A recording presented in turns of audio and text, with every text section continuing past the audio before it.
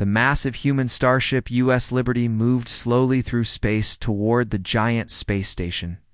Admiral Jake Morrison stood on the bridge watching the alien structure grow larger on the screen.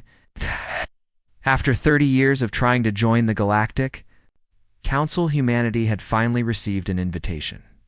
This was the most important day in human history. Jake felt excited, but also nervous. The space station was huge, bigger than any human city. It spun slowly around the gas giant Kepler 44b, looking like a metal flower with 12 petals. Each petal belonged to one of the alien races in the council. Soon there would be a 13th petal for humanity. Captain Lisa Green walked up to Jake. She was in charge of human intelligence and always looked worried about something. Today she looked more worried than usual. "Admiral, something feels wrong about this," Lisa said quietly. "My team has been watching alien communications. For weeks there's too much activity. More ships than normal. Strange coded messages we can't understand." Jake smiled and put his hand on her shoulder. "Lisa, you worry too much. They're probably just getting ready for our welcome ceremony. This is a big day for them too. They're adding a new member for the first time in 200 years. Lisa nodded, but she didn't look convinced. She had been studying aliens for 15 years and had learned to trust her instincts. Something was definitely not right. On the space station, Chancellor Vexstar stood in his private chambers looking out at the approaching human ship. He was tall and thin with green scales covering his body. His yellow eyes showed no emotion as he watched the humans come closer to their trap. His communication device buzzed. "Chancellor, the other council members are ready for the private meeting," came a voice. "Good, it's time to review our final preparations," Vexstar replied. The meeting room was dark and filled with representatives from all 12 alien races. Some looked like reptiles, others like insects or birds. A few were so strange that humans would have trouble describing them. But they all had one thing in common today. They were planning to destroy humanity. Vexstar activated a holographic display showing the human ship. "The humans think they are here to join our peaceful council. They have no idea we have been watching them for decades. They grow too strong too fast. Our technology advances at a dangerous rate. If we let them continue, they will threaten everything we have built." A tall alien with 4 arms spoke up. "Are you certain this plan will work? Humans are known to be unpredictable in war." Vexstar's mouth curved into what might have been a smile.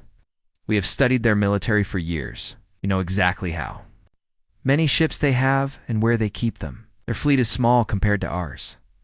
Once we capture their leaders here on the station, their home world will surrender quickly."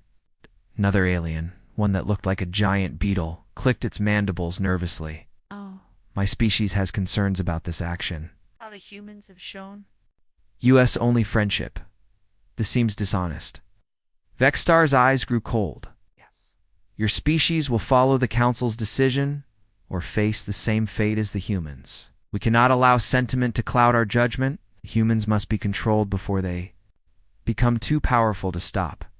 Back on the human ship, Lieutenant Ben Carter was working at his communication console. He was young and smart, fresh out of the Space Academy. He loved working with alien technology and had spent months learning about different alien communication systems. As he monitored the space around them, he noticed something strange.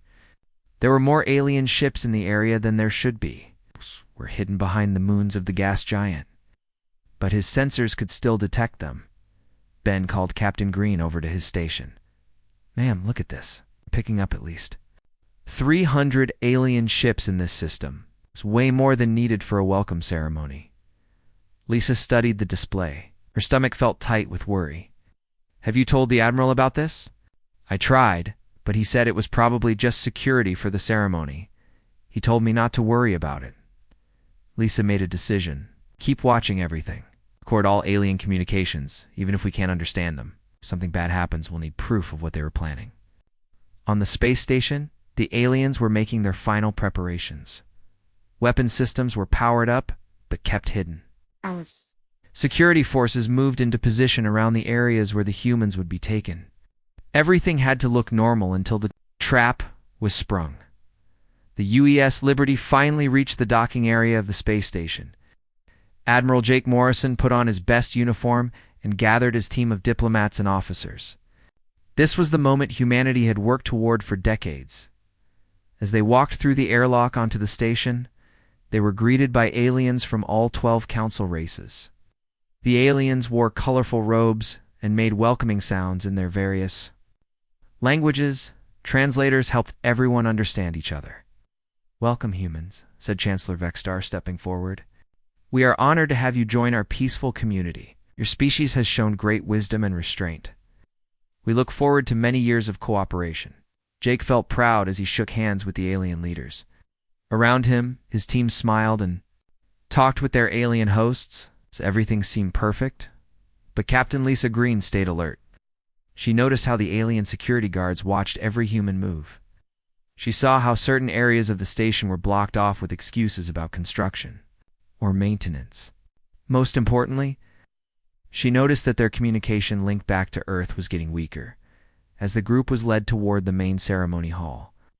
Lisa fell back and whispered to Lieutenant Carter, "Something is very wrong here. Stay close to me and be ready for anything." The ceremony was about to begin, but neither the humans nor most of the aliens knew that it would not be a celebration. Instead, it would be the start of the biggest war the galaxy had ever seen. The great ceremony hall was enormous, with 12 tall thrones arranged in a circle. Each throne was designed for a different alien race. Admiral Jake Morrison and his team walked to the center of the hall, where a new 13th throne waited. For humanity, thousands of aliens filled the viewing areas, watching what they believed would be a historic moment. Chancellor Vexstar raised his long arms and spoke in a deep voice. "Today we welcome our newest member to the Galactic Council. The humans have shown us their commitment to peace and cooperation. It is time to make this official."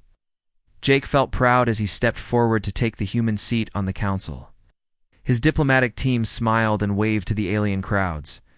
Everything seemed perfect, just as they had dreamed it would be. But Captain Lisa Green stayed near the back of the human group. She watched the alien guards carefully. There were too many of them, and they were positioned in strange places. Han moved slowly toward her weapon, though she hoped she wouldn't need it. Lieutenant Ben Carter stood next to Lisa with a small communication device. He was trying to send a message back to Earth, but something was blocking the signal. "Captain," he whispered, "I can't reach our ship or Earth. All communications are being jammed." Lisa's heart started beating faster. This was definitely not normal for a welcome ceremony. Chancellor Vexstar continued his speech. "For too long, our galaxy has been peaceful under the guidance of the 12 council races. We have maintained order and stability for centuries." As Jake reached for the ceremonial documents that would make humanity an official council member, Vexstar's voice suddenly changed. It became cold and threatening. "But peace requires that dangerous elements be controlled," Vexstar said. "Humanity has grown too powerful too quickly. Your species advances too fast and asks too many questions. You threaten the stability we have worked so hard to create." Jake stopped moving. "What are you talking about? We came here in peace. We want to join your council and work together." Vexstar's yellow eyes glowed with hatred. "Came here as prisoners, though you didn't know it. Humanity will serve the council as a slave race, or humanity will be destroyed." Suddenly, alien guards appeared from hidden doorways all around the hall. They carried energy weapons and surrounded the human delegation. The aliens in the viewing areas began making excited noises, but Jake realized they weren't cheering. They were afraid. "This is a trap," Lisa shouted, pulling out her weapon. "Everyone get ready to fight." The human security team drew their weapons, but they were badly outnumbered. Jake couldn't believe what was happening. "Vexstar, this is madness. We trusted you." "Your trust was your weakness," Vexstar replied. "While you prepared for peace, we prepared for war. At this very moment, our combined fleet is attacking your homeworld and all your colonies. Humanity's time as a free species is over." Jake felt sick. "You're lying. Our defenses will stop you." Vexstar activated a large display screen that showed forward space around Earth. Jake and his team watched in horror as thousands of alien ships appeared from behind the moon and began moving toward Earth. The fleet was massive, bigger than anything humanity had ever seen. Your intelligence was even worse than ours, Vexstar said with pleasure. You think we didn't know about your hidden bases and secret weapons? We have been watching you for decades. We know exactly what you have and where you keep it. But as the alien fleet moved closer to Earth, something unexpected happened. The screen showed explosions in space, but they weren't coming from Earth. Human ships were appearing from nowhere, attacking the alien fleet. Vexstar looked confused. That's impossible. Our intelligence showed they only had 200 ships in their entire fleet. On the screen, more and more human ships kept appearing. They came from the asteroid belt, from behind Mars, and from hidden bases the aliens had never detected. The human fleet was much larger than anyone had expected. Lisa saw their chance. While the aliens were distracted by what was happening on the screen, she signaled to Ben Carter. They had practiced escape plans many times during their training. Now, Lisa whispered. The human team moved quickly. Lisa threw a smoke grenade while Ben activated a signal jammer that blocked the aliens' communication devices. In the confusion, they fought their way toward a maintenance door that Lisa had noticed earlier. Jake didn't want to leave his diplomatic mission, but Lisa grabbed his arm. Admiral, we have to go now. This was all planned. They never intended to let us join the council peacefully. Fighting broke out all over the ceremony hall. The human security team held off the alien guards while Jake and the other diplomats escaped through the maintenance tunnels. Several humans were hit by alien weapons, but most of the team made it out. Lisa led them through dark passages that the aliens used for repairs and cleaning. She had studied the station's layout during their approach and memorized the service routes. Behind them, they could hear alien voices shouting in many different languages. They reached a small docking bay where Commander Nick Hayes was waiting with a human scout ship called the UES Falcon. Nick had been suspicious when communications were cut off and had moved his ship to a hidden position. Get everyone aboard quickly, Nick shouted. I've been monitoring alien communications. They're sealing off the station if we don't leave. Now, we'll be trapped here forever. As the humans ran toward the ship, alien security forces found them. Energy blasts flew through the air as the humans fought back. Jake had never been in real combat before, but he picked up a weapon from a fallen guard and helped defend his team. The UES Falcon's engines started up as the last humans climbed aboard. Nick piloted the ship out of the docking bay just as alien fighters began chasing them. The small human ship was fast and maneuverable, and Nick was an excellent pilot as they escaped from the space station. They could see the battle raging around Earth on their screens. The alien plan was falling apart. Instead of finding weak, human defenses, they had run into a prepared and powerful enemy. Look at that, Ben said, pointing at the screen. Our people were ready for this. They knew something like this might happen. Lisa felt relief mixed with anger. Aliens made a big mistake. They thought they knew everything about us, but they were wrong. Now they're going to pay for their betrayal. Jake stared at the screen showing the space battle. His peaceful, diplomatic mission had turned into the start of a galactic war. But as he watched human ships fighting bravely against overwhelming odds, he felt proud of his species. The trap had been sprung, but humanity was not going to be easy prey. Deep inside a hidden military base on Mars, General Patricia Stone watched the alien fleet approach Earth on dozens of screens. She had been waiting for this day for 20 years. While other humans dreamed of peaceful contact with aliens, Patricia had prepared for war.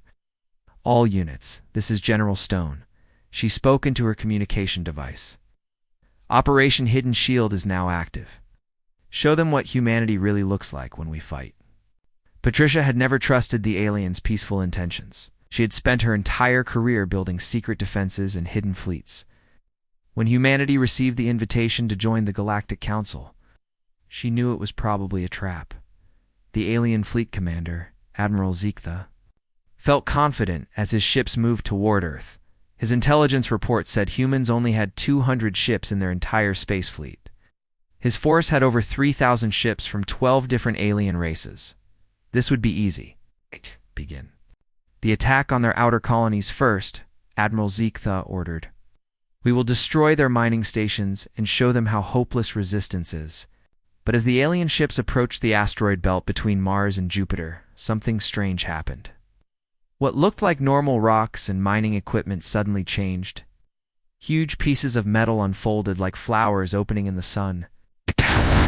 Mining stations were actually giant weapons platforms. "Sir, those aren't mining stations," an alien officer shouted. "They're military bases.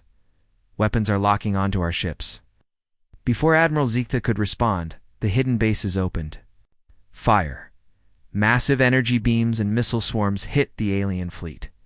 Ships that had been flying in perfect formation suddenly exploded or spun out of control.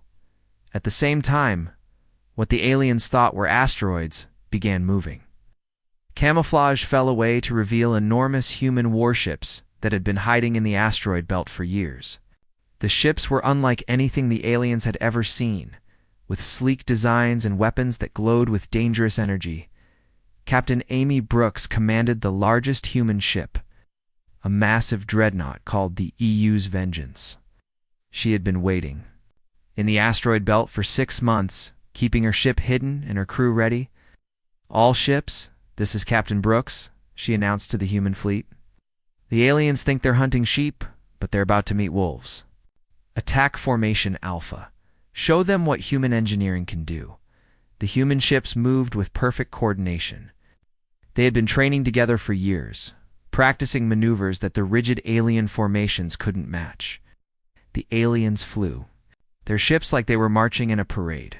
The humans fought like they were hunting dangerous animals. Admiral Zekta couldn't believe what he was seeing. "How many ships do they have?" "Our intelligence said 200, but I count over 1,000 already."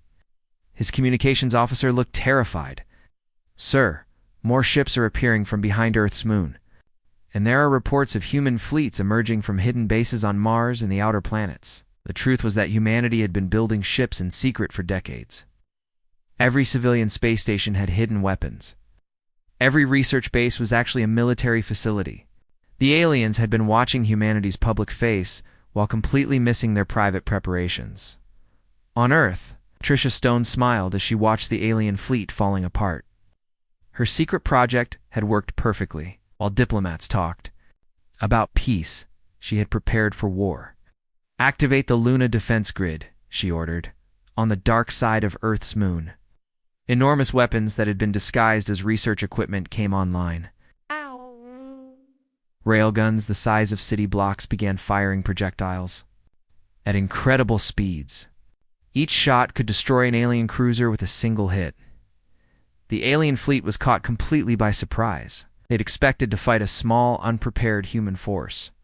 Instead, they found themselves facing a sophisticated military machine that had been built specifically to fight them. Admiral Zekta tried to reorganize his scattered fleet. "All ships, pull back to defensive formation Gamma 7. We need to regroup and assess the situation." But the human ships didn't give them time to regroup. Captain Brooks led her squadron in hit-and-run attacks that kept the aliens confused and off balance. Human ships would appear, destroy several alien vessels, and then disappear before the aliens could respond. Meanwhile, on the escaping scout ship U.S. Falcon, Admiral Jake Morrison was sending coded messages to Earth using an old human military encryption that the aliens couldn't break. "Patricia, this is Jake," he transmitted. "I'm sending you complete information about the alien fleet formations and weapon types. The Council has 12 different species, each with different ship designs and fighting styles." Tricia received the message at her command center. "Perfect timing, Jake. We're using that information to target their command ships first." "How did you escape from the station?" Lisa Green figured out their plan before it was too late. "The aliens made a mistake. They thought they knew everything about us, but they only saw what we wanted them to see." Back in the battle, the alien fleet was learning a harsh lesson about human warfare. Humans didn't fight fair. They used tricks, deception, and tactics that the aliens had never encountered, Captain Danny White commanded. A squadron of human destroyers that specialized in electronic warfare. His ships could make themselves invisible to alien sensors and could hack into alien communication systems. "All right, team," Danny announced to his crews. "Let's show these aliens what happens when you mess with humanity. Activate stealth systems and prepare for Ghost Protocol." The human destroyers vanished from alien sensors. A few minutes later, alien ships throughout the fleet began exploding as the invisible human ships struck vital targets. The aliens couldn't fight enemies they couldn't see. Admiral Ziktha was growing desperate. Half his fleet was already destroyed or disabled, and he still hadn't seen all of humanity's defenses. Send an emergency message to the Council. Need reinforcements immediately. The humans are much stronger than we thought. But his message never reached the Council.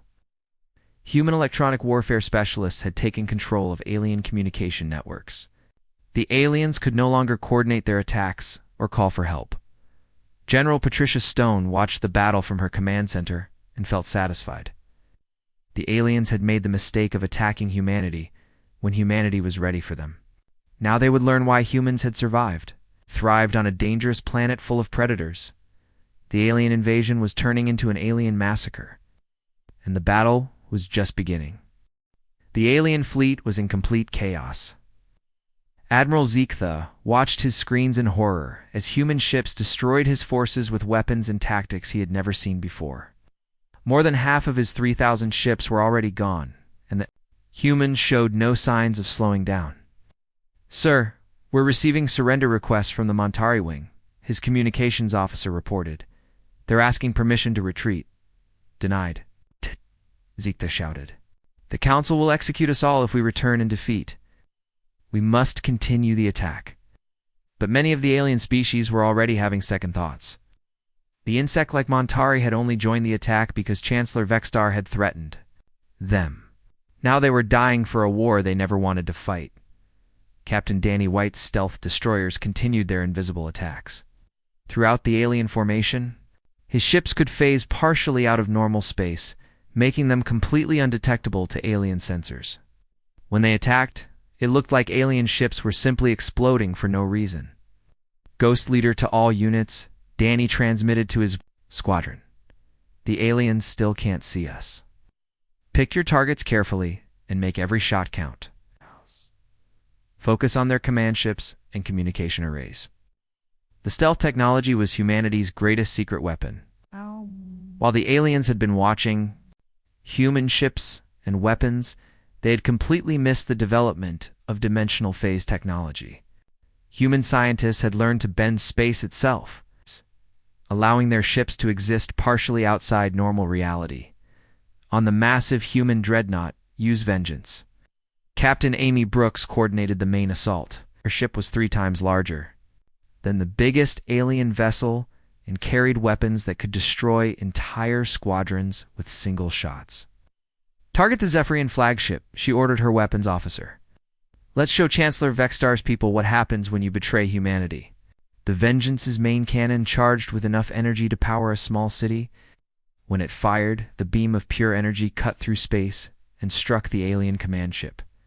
The massive Zephyrian vessel exploded in a ball of fire that could be seen from Earth.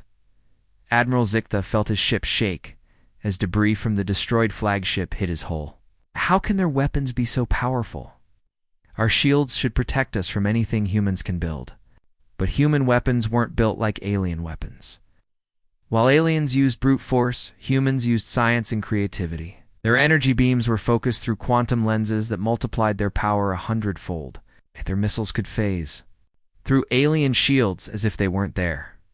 Meanwhile, Captain Lisa Green and Commander Nick Hayes were approaching a critical alien communication station hidden in the gas giant's rings. If they could destroy it, the alien fleet would lose all coordination. "There it is," Nick said, pointing at a heavily defended station disguised as a mining platform. "That's where they're controlling their fleet communications." Lisa studied the defenses around the station. 30 ships guarding it, plus automated weapon platforms. "This won't be easy." "When has anything been easy since we met the aliens?" Nick replied with a grin. "Let's show them what a small human ship can do." The UES Falcon was tiny compared to the alien warships, but it was fast and equipped with the latest human technology. Nick flew it through the rings of the gas giant, using ice chunks and debris to hide their approach. As they got closer to the UES Falcon was Tyser to the communication station. Lisa activated the ship's hacking systems. Human computer technology had advanced far beyond what the aliens used. Within minutes, she had broken into the station's control systems. "I'm in," she announced. "I can see their entire communication network from here. Nick, I can also see something else. Several alien species are trying to surrender, but their commanders won't let them." This gave Lisa an idea. Instead of just destroying the communication station, she could use it to help end the war faster. She began sending messages directly to the alien ships that wanted to surrender. "Attention alien vessels," she broadcast on all frequencies. "Is Captain Lisa Green of the human fleet. Any ships that want to surrender should power down their weapons and move away from the battle area. We will not attack ships that surrender." The effect was immediate. Dozens of alien ships from the more peaceful species began dropping out of the battle. The mantis-like Montari were the first to surrender, followed by the bird-like Avarex and several other species. Admiral Zektha couldn't believe what was happening. "Those cowards are abandoning us. Order our ships to fire on any vessel that tries to surrender." But it was too late. Alien coalition was falling apart. Many species had only joined the attack because they were afraid of the Zephyrians. They saw a chance to survive and took it. Admiral Kevin Ross arrived at the battle with humanity's most secret weapon. His fleet of dimensional displacement ships could phase completely out of normal space, then appear anywhere they wanted to. Attack. The aliens had no defense against enemies that could appear and disappear at will. "All ships prepare for quantum jump assault," Kevin ordered. "Let's end this battle once and for all." The human ships vanished completely from space, then reappeared. Inside the alien formation, it materialized right next to the most important alien vessels and opened fire at point-blank range. The aliens couldn't even fight back before their ships were destroyed. Within an hour, the mighty alien invasion fleet was completely destroyed. Only scattered survivors remained floating in escape pods or damaged ships. The species that had surrendered were allowed to leave peacefully, but the Zephyrians and their closest allies were captured as prisoners of war.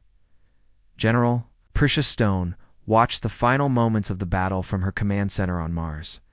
The alien fleet that was supposed to destroy humanity lay in ruins around Earth.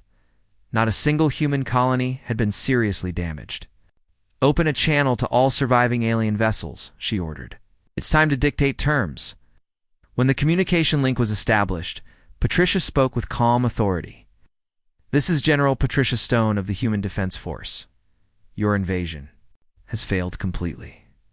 Your fleet is destroyed. Your plans have backfired in the worst possible way." She paused to let that sink in, then continued. "The species that opposed this attack are free to return home. But those who planned and led this betrayal will face justice. The galaxy has a new order now, and humanity will be the ones to enforce it. The great alien invasion was over, but the consequences of their betrayal were just beginning." 6 months after the failed alien invasion, the galaxy was a very different place. The old Galactic Council was gone, destroyed by their own betrayal. In its place, humanity had created something new, the Galactic Federation, based on real equality and respect between species. Admiral Jake Morrison stood in the command center of the rebuilt space station, now called New Geneva Station.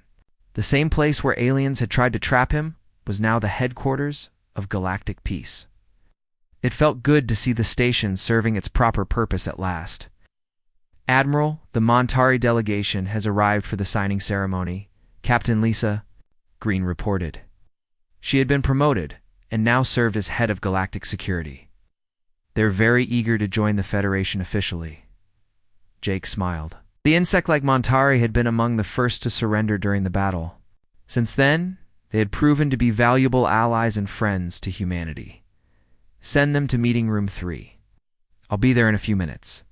The trials of the war criminals had taken months, but justice had finally been served. Chancellor Vextar and his closest allies were now in prison, paying for their crimes against peace.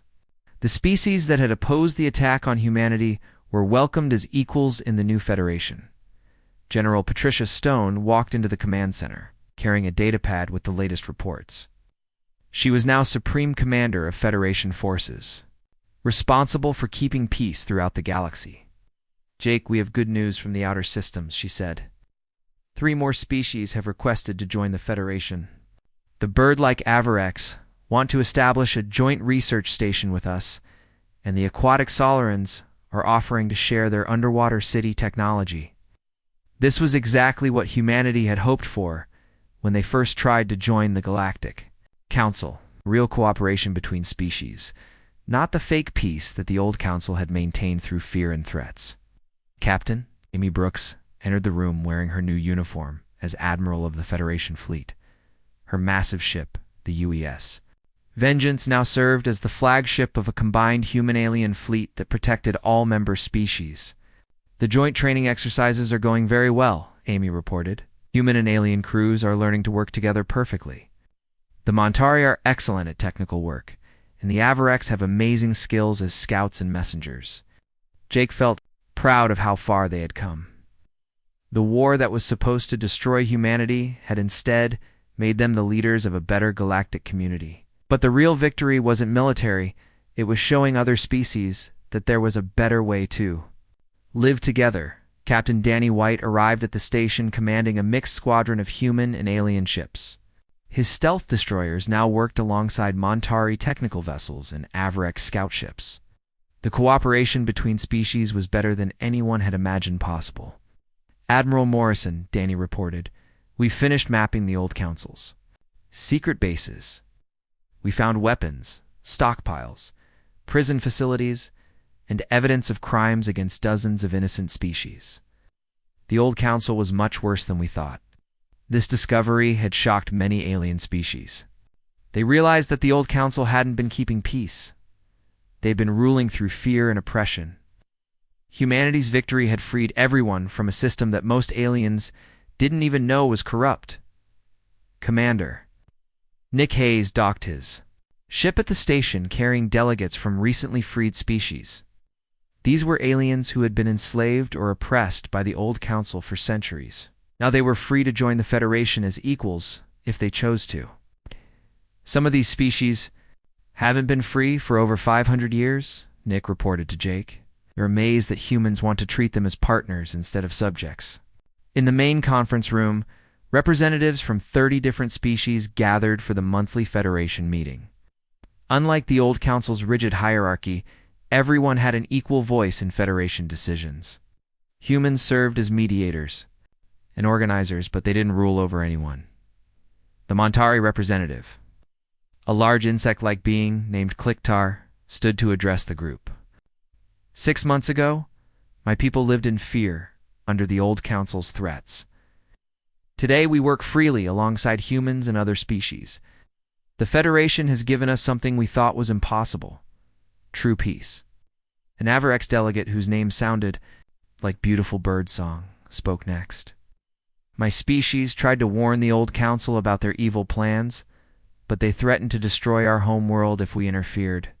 Humanity saved us all when they won the war. Jake listened to Speaker after Speaker praising the Federation and expressing gratitude to humanity. But he knew the real victory wasn't in defeating the aliens. It was in proving that different species could work together as equals. Captain Lisa Green approached Jake with a special report. "Admiral, our intelligence teams have discovered something important. There are other alien civilizations beyond the old council's territory. Some of them are peaceful, but others might be hostile. We need to be ready." Jake nodded. The galaxy was vast, and humanity was still learning about all the species that lived in it. But now they weren't facing the unknown alone. They had allies and friends who would stand with them. Admiral Amy Brooks announced the completion of the new Joint Defense Fleet. "We now have over 5,000 ships from 15 different species working together. Any hostile aliens who try to attack the Federation will face the same surprise that the old council received." The Federation's military wasn't just about human ships anymore. Montari technical ships could repair battle damage in minutes. Avarex scouts could detect enemies from incredible distances. Solaran submarines could fight in the oceans of water worlds. Together, they were stronger than any single species could be alone. As the meeting ended, Jake looked out at the stars through the station's main window. Somewhere out there, Other species were watching the Federation grow. Some would want to join peacefully, like the Montarian Avarex had. Others might choose to be enemies, like the Old Council. But humanity was no longer the naive species that had once begged to join the Galactic Council. They had learned hard lessons about trust and betrayal. More importantly, they had learned that real strength came from treating others with respect and equality. The betrayal that was meant to destroy humanity had instead made them the guardians of galactic peace. The aliens' greatest mistake had become humanity's greatest victory, proving that sometimes the best way to win a war is to build a better peace.